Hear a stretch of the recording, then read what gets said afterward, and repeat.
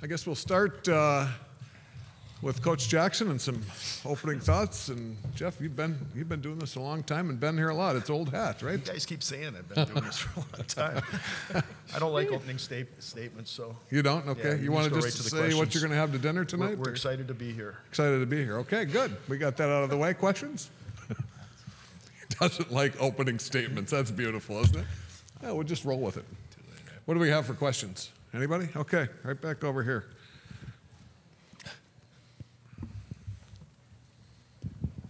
John Finneran from the South Bend Tribune. Jeff, you've played Michigan 4 times. You've won 2. They've won 2. Talk a little bit about this team that you'll be playing Thursday night. Well, they're much improved.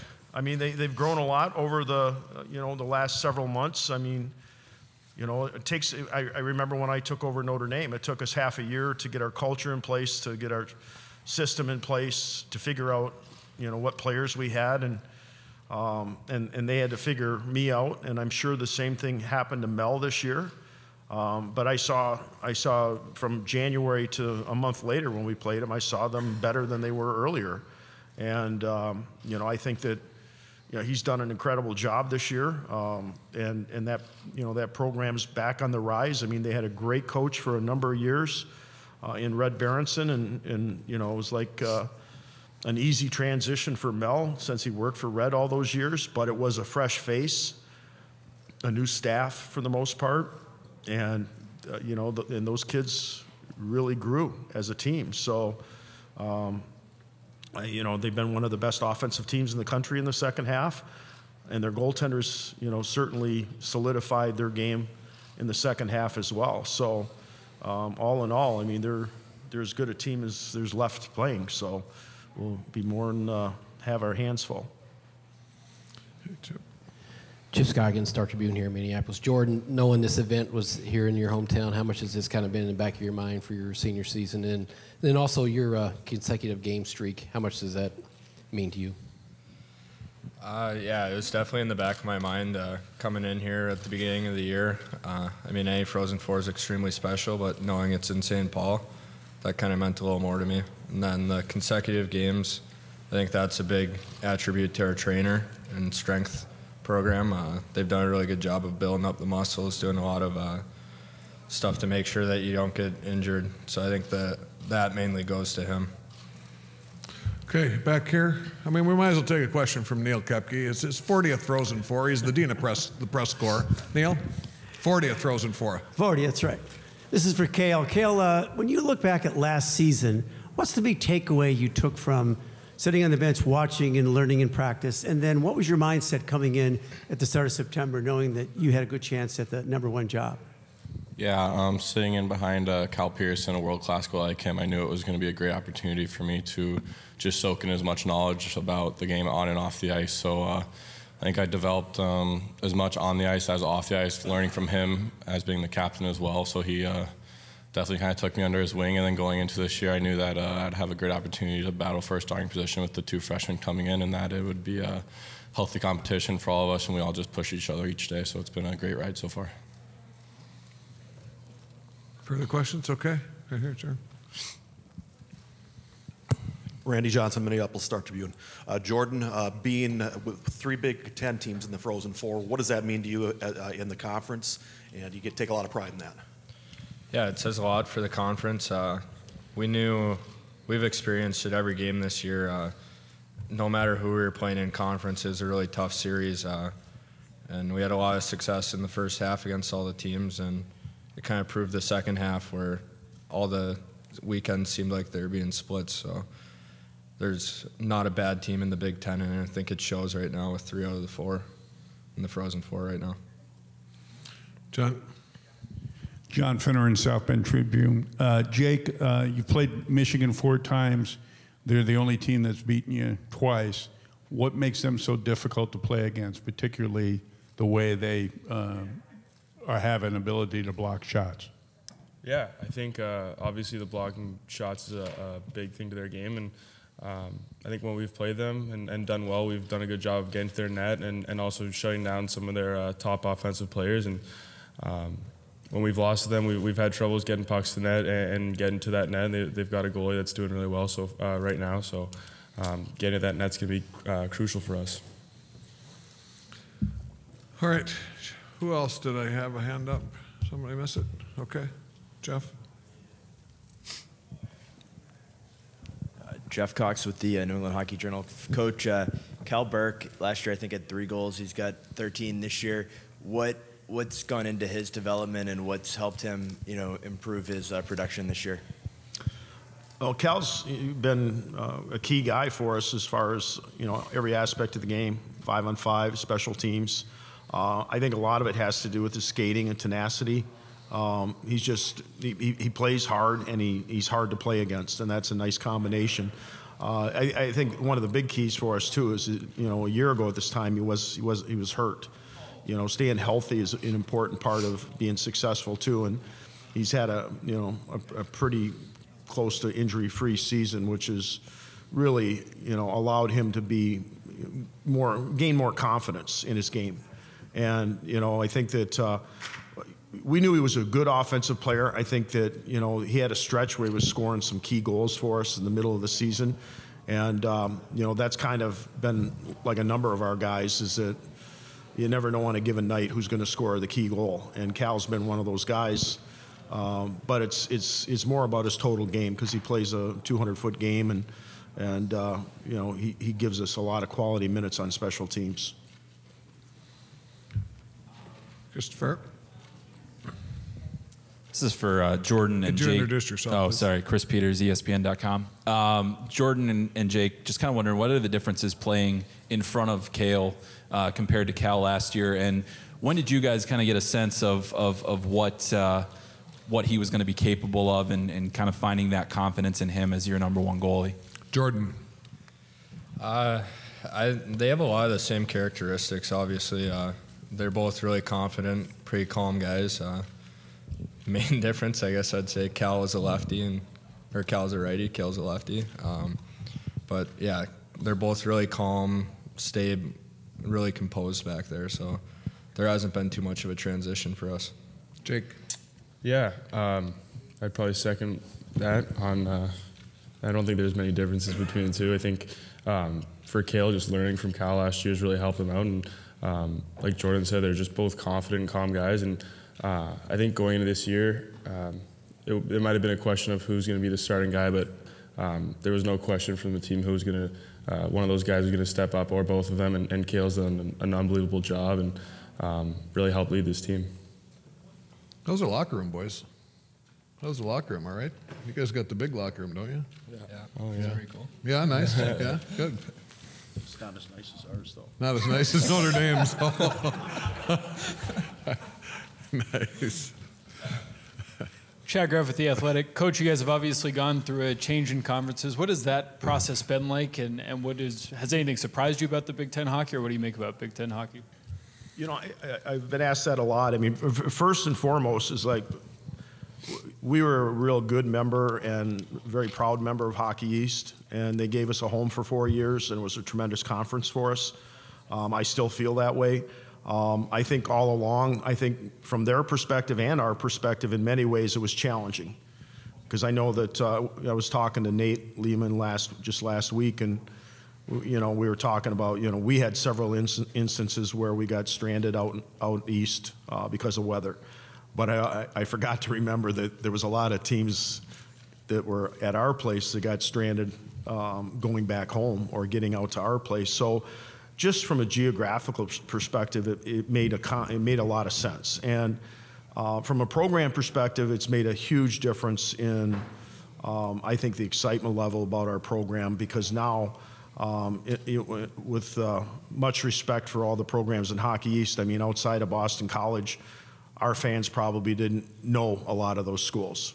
And they, our fans have always loved to hate the Big Ten. So, from my perspective, it's been great because, we're playing teams that we played in the CCHA. We had great rivalries with Michigan, Michigan State, Ohio State, and we also have, had recent non-conference series a lot against Minnesota and Penn State. But the quality of the programs is unbelievable, and you're going into big venues with big crowds, big time environments. You're always on, in our building, NBC Sports, you're always on the Big Ten Network on the road. So for our guys, their families get to see them play at home on TV, or they get to most of our guys are from the Midwest, from Minnesota or Michigan, Illinois. So most of our guys grew up in Big Ten territory. So it works for us from a fan perspective, it works for us from a recruiting perspective, and it works for us from a team perspective. And the conference is like, I compare it to Hockey East without the bottom 5 teams. I mean, that's the quality of the conference. So every night you're playing a top level team, and it's been challenging all season long, and I expect it to get more challenging in the next few years.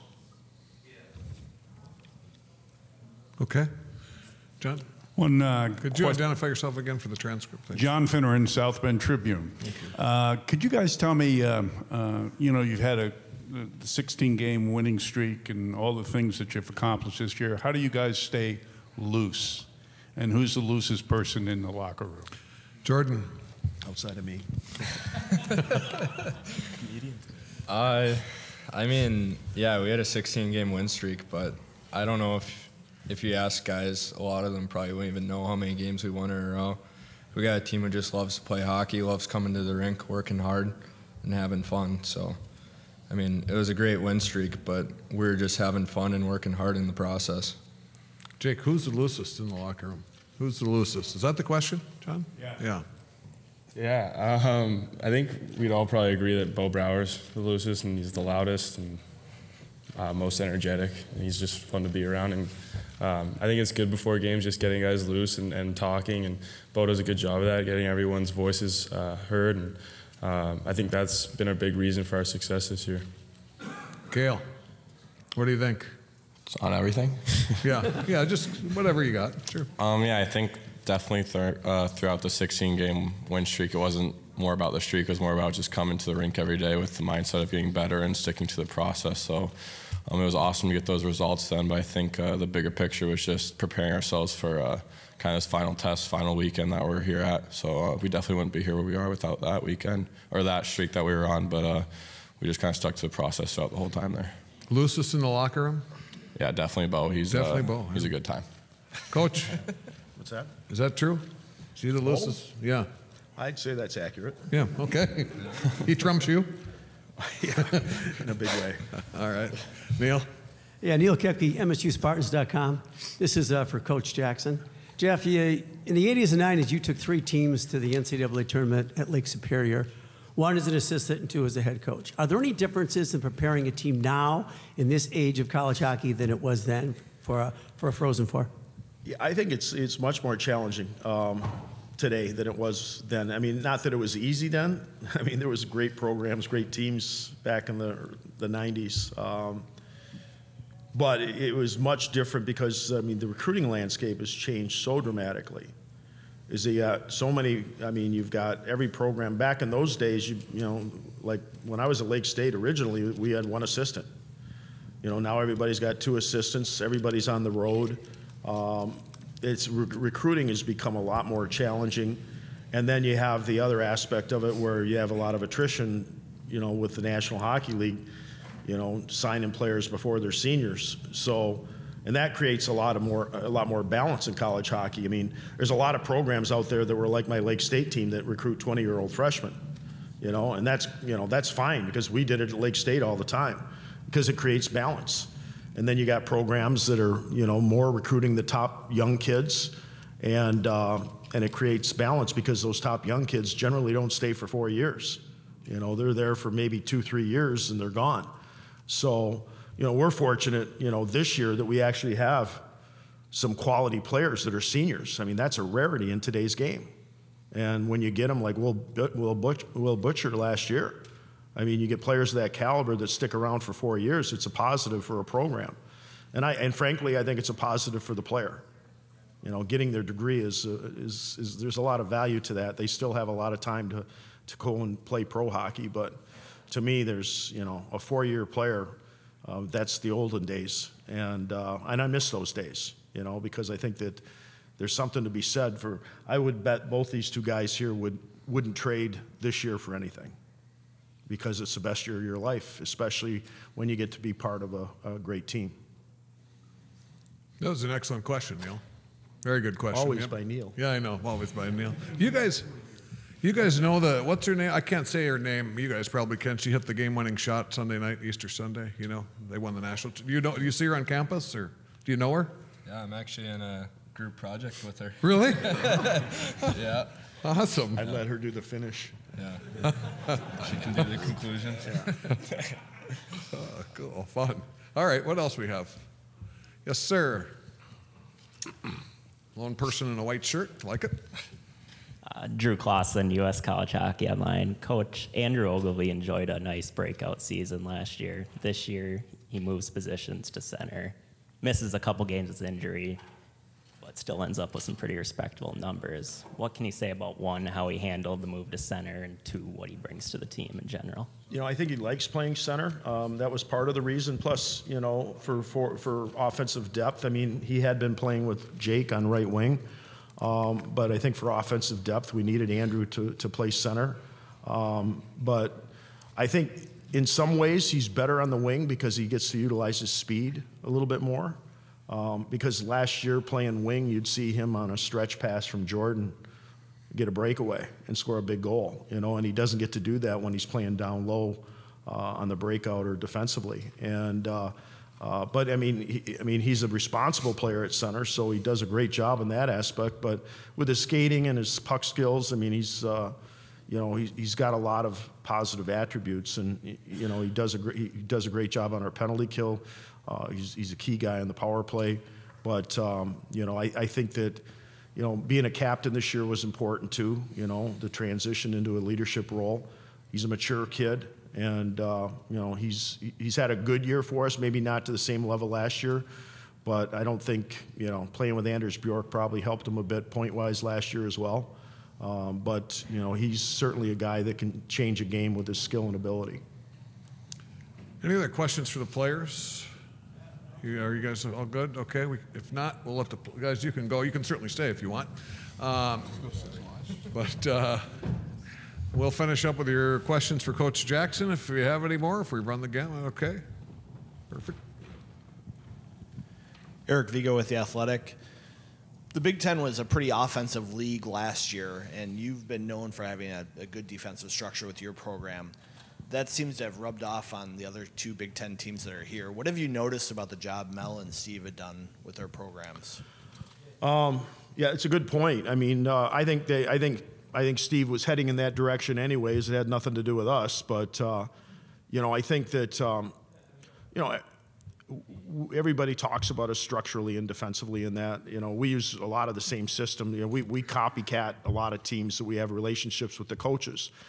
You know, we copycat the Pittsburgh Penguins a lot because I have a great relationship with Mike Sullivan, and you know, we've had a lot of players go through Pittsburgh, so we have a good rapport with that organization. So I learned from guys like him. Obviously, we have a great relationship with the Blackhawks, and you know, in talking to Quinville and their staff. You know, we try to emulate a lot of teams that play in the National Hockey League. And the one thing, you know, the people misunderstand, and it's actually been a deficiency of ours this year, is puck possession. And that's something we've continuously working on. And actually, we've gotten better in the last half of the year, last month or so here. But, you know, that always comes across as being defensive. But if we have the puck 60% of the time, then we look like a great defensive team. You know, and then when you do have to defend, yeah, we spend a lot of time on fundamentals defensively and try to make sure that we're responsible, because that's how you get the puck back to be on offense. Everybody aspires to have the puck. That's how the game's played. You aspire to score goals. And we do as well. And we may not have the same offensive depth as some teams, but, you know, to me, it's just as valuable to have guys on a given night have a Bo Brouwer or Joe Wegler score or Jack Jenkins score. Because you can't defend what you don't know. And if you're getting contributions from, you know, 10 guys that may not have 20 goals, you know, that's just as valuable, because you can't shut down everybody.